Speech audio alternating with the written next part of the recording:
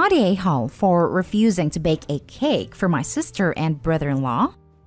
I'm a guy and baking has always been my passion.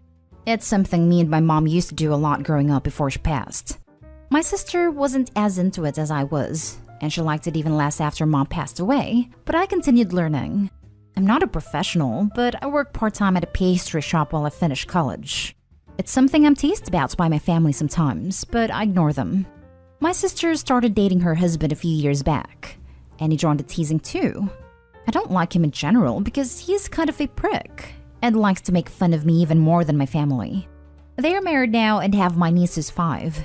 For the last couple years, my sister has asked me to bake birthday cakes for my niece, which I don't mind doing because I love my niece. And she's a fair critic when it comes to judging how good my cakes are, lol. They're gonna be celebrating their wedding anniversary soon, and she asked me if I can bake a special cake for them. But I told her no, because they both still make fun of me just because I enjoy baking. My niece is a different story because she's a kid, and this doesn't involve her. But I have more respect for myself than to make a cake for 2 people who like to tease me about doing something as girly and emasculating as baking in the kitchen. Something I told her even she sucks at. So they're both giving me crap over that because they really want to make this a special anniversary. Money's tight because of their financial troubles, and they wanted this one day to be perfect. My dad says I'm being too petty over this, and it's going to ruin the day for my sister and brother-in-law after the year they've had. Am I the a-hole? Now for the top comments. Not the a-hole. Doesn't matter that they are family. You have a right to decide what you do and don't want to do. Plain and simple. They shouldn't be rude to someone they ask favors from. Why are they always family when they need something, but not when you do? Simple answer? They're a-holes. Not the a-hole. You can't have your cake and eat it too. Perfect time for this saying. I hate that I didn't even realize that until now. Lol, it's too close to home. Good for you respecting yourself and respecting your skills. If one of the cakes they've been speaking down to you about ruins their special days, that says so much more about them and about your father than about you. Not the a-hole. Ha ha ha, baking is such a girly and stupid thing. It's a waste of time and we treat you bad. But please use those skills that you worked years on to make us something special on our special day without us paying you. You are not the a-hole here. They are. Your reaction is absolutely right. I love that, after everything, you have been following this passion. This is the best summary of this post. Opie, I wish you could make this your title. Next story is titled, Am I the a-hole for banning my brother from my house after I lost my dog?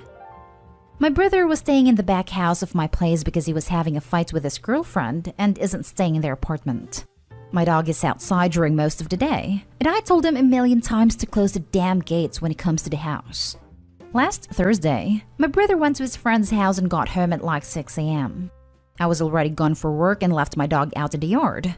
When I got home, the gate was wide open and my dog Maddie was nowhere to be found. It was so obvious it was my brother because I always remembered to close the gate after I pull my car out. He denied it until I checked the front camera, which clearly showed him coming in from the front and not bothering to close right behind him. I was so mad at my brother I told him to leave because I don't want him in my house anymore, and I went out to look for my dog. Got called up by my parents later on since he had to go to their place, and they yelled at me for not being a good brother, letting him not have a place to stay over my dog.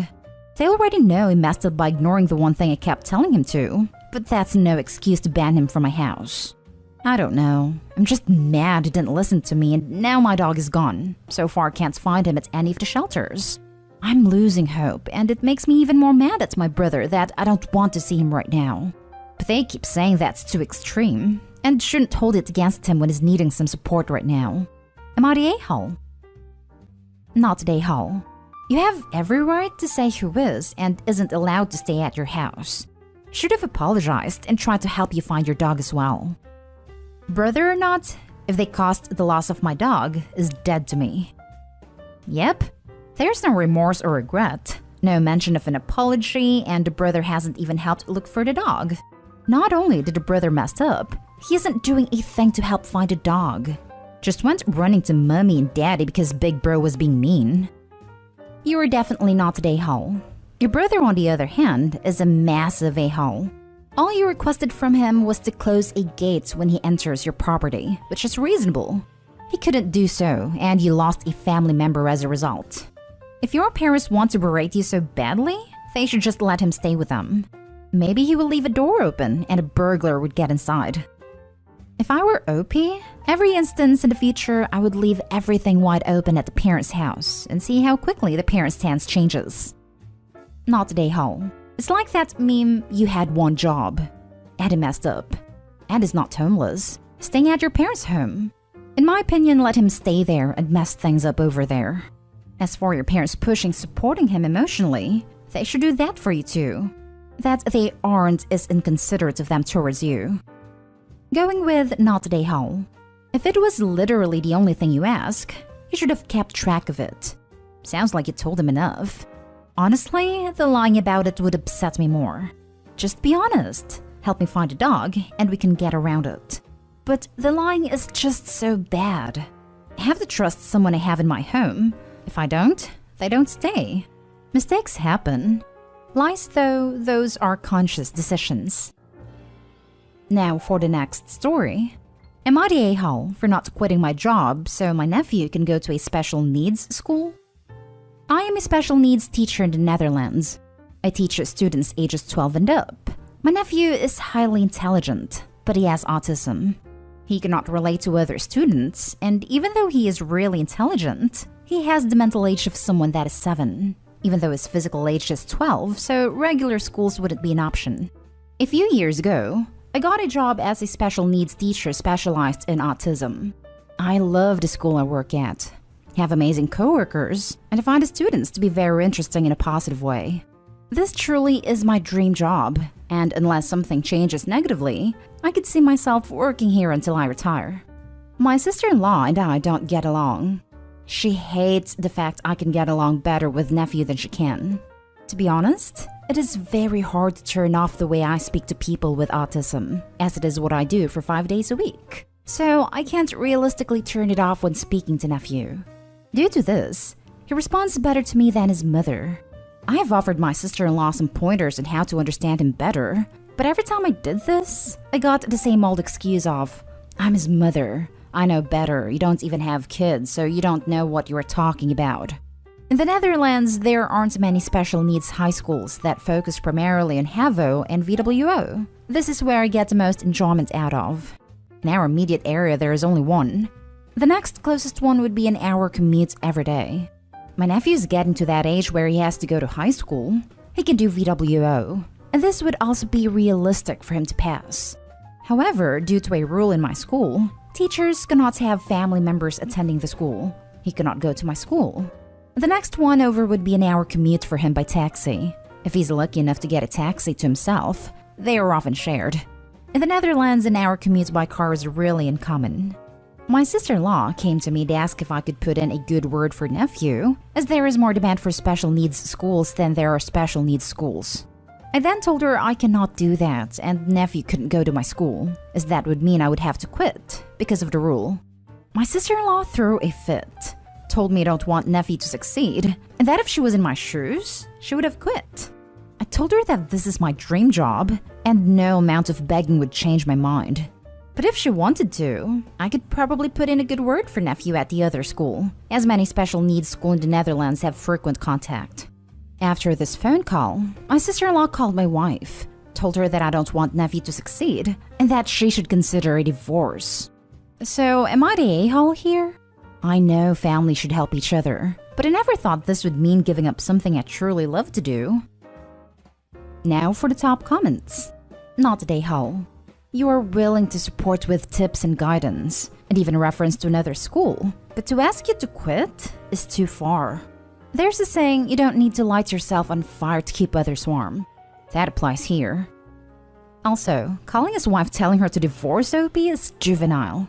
Personally, if I had a kid with special needs and someone I was related to could talk to my kid, I would be ecstatic for my kid. The fact that the sister-in-law is upset that he can talk to your kid is sad, because she isn't thinking about what's best for her kid. I'm a speech therapist and I have had relatives ask about their child, and when I pointed out some areas of concern, was outright dismissed after they ask. Unfortunately, I don't think the sister-in-law's behavior is that uncommon. It is inappropriate, but not that uncommon in my experience. When I first noticed some things wrong with my nephew, I was also dismissed right away. People rarely listen to family because they don't want to believe something is wrong with their kids. Not today, Hall. You shouldn't be made to feel bad about not quitting your dream job. That does seem like a weird rule, though. Do you know why that rule came about? Yeah, a couple of years ago before I even got there, there was a teacher who had her stepson in her class. She only paid attention to him, tried to make other students with special needs to solely work around his needs.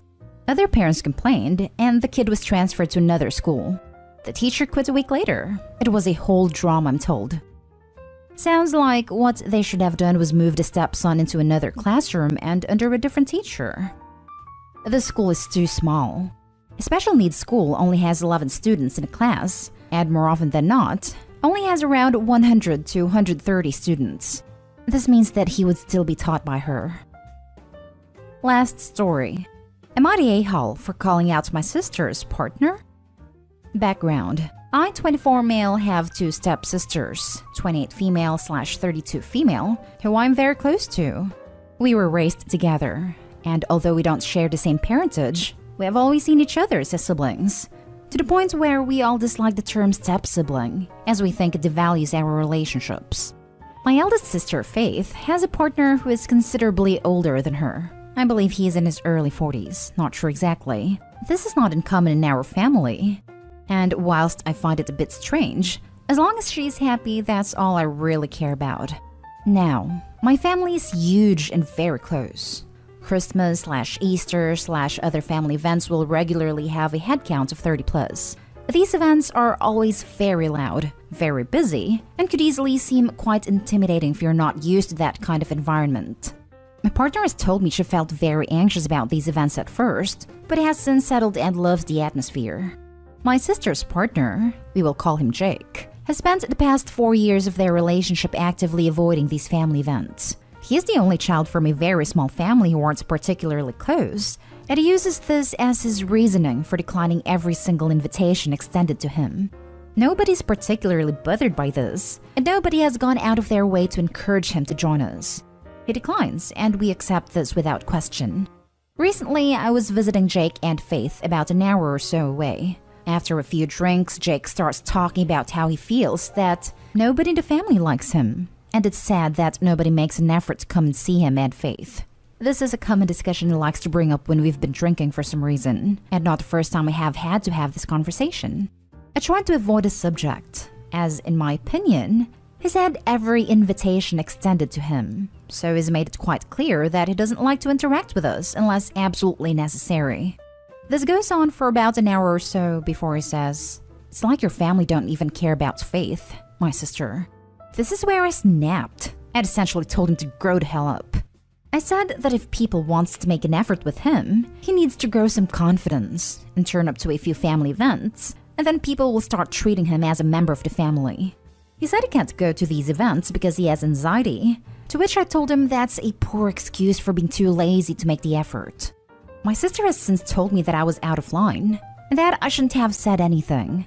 I agree that calling him lazy was perhaps too far. I also suffer from anxiety that would have crushed me, but I'm not having someone tell me my family don't care about my sister. As far as I'm concerned, he has made no effort to integrate into the family, yet expects us to bend over backwards to make him feel welcome. Everyone sucks here. Yeah, he was a whiny brat. I'm from a similar type of family as you, and we have huge events, and we frequently joke about how new people need flashcards and how overwhelming our family parties can be. It does take a genuine effort to pull new people in and make them comfortable.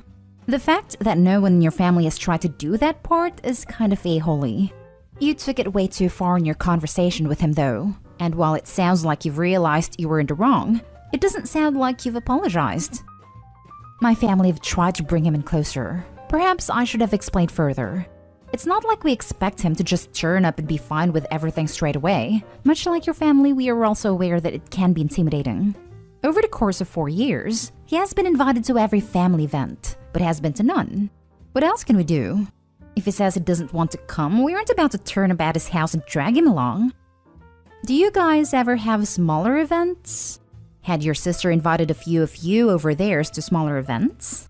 There are some people who could never ever handle the kind of event you're talking about due to anxiety. It's not about trying or being lazy. It's not going to happen. I have no problem with him not attending the family event. I make the effort to come and visit, and have done multiple times. Nobody mentions the family events except for him. The only one making any complaints is him. I can't be held responsible for the fact that other family members don't come to visit them. I'm just sick of being the guy that has to sit there and listen to all of his issues, when I'm the one who makes the effort all the time. Everyone sucks here. This may be a controversial view, but you both didn't behave well. If the point that made you so angry was that he said your family don't care about your sister, then you should have reacted on that comment. Explain that that's not the case, not attacking him and his actions. He, on the other hand, shouldn't whine about being left out when he's the one avoiding the family. If his anxiety is that severe, he could invite some people, smaller groups, that makes him feel more comfortable. I understand why you reacted like that. But telling him he's lazy and should grow balls when he's anxiety, again if it's really that severe, wasn't the right way to go.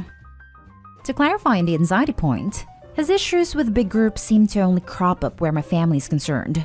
He and I are both big music fans, and he has no problem going to festivals in groups of 20-somethings, shoulder to shoulder in a concert crowd of 20,000.